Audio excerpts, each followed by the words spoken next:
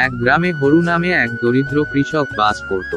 তার জমি খুবই ছোট ছিল এবং ফসলও খুব বেশি হতো না। প্রতিদিন ভোরে উঠে হরু তার ক্ষেতে কাজ করত।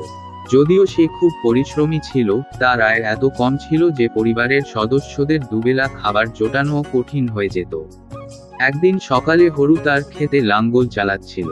হঠাৎ লাঙ্গলের ফলায় মাটির নিচে কোনো শক্ত জিনিসের আঘাত লাগে। কৌতূহলবশত সে মাটি খুঁড়ে দেখতে পায় একটি পুরনো লোহার পাত্র। পাত্রটি তুলে সে বাড়ি নিয়ে যায়। বাড়িতে এসে হরু পাত্রটি ভালোভাবে পরিষ্কার করে। পাত্রের ভেতরে সে একটি চমৎকার জিনিস দেখতে পায়, একটি সোনার মোহর। হরু প্রথমে বিশ্বাস করতে পারছিল না। সে ভেবেছিল, ঈশ্বর নিশ্চয় আমার কষ্ট দেখে এই আশীর্বাদ পাঠিয়েছেন।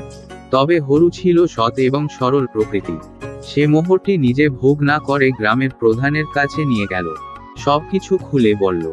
প্রধান বললেন, হরু, তুমি একজন সৎ এবং ন্যায়পরায়ণ ব্যক্তি। এই মোহর তোমার পুরস্কার। তুমি এটি তোমার পরিবারের কল্যাণে ব্যবহার করো। মোহর বিক্রি করে হরু তার জমি বাড়াল, ভালো বীজ কিনল এবং আরও ফসল ফলাতে শুরু করল। ধীরে ধীরে তার জীবন বদলাতে লাগলো। সে নিজের পরিবারকে ভালোভাবে খাওয়াতে পারল এবং গ্রামের অন্যান্য দরিদ্র মানুষদেরও সাহায্য করল। গ্রামের সবাই হরুর সততা এবং উদারতার প্রশংসা করত।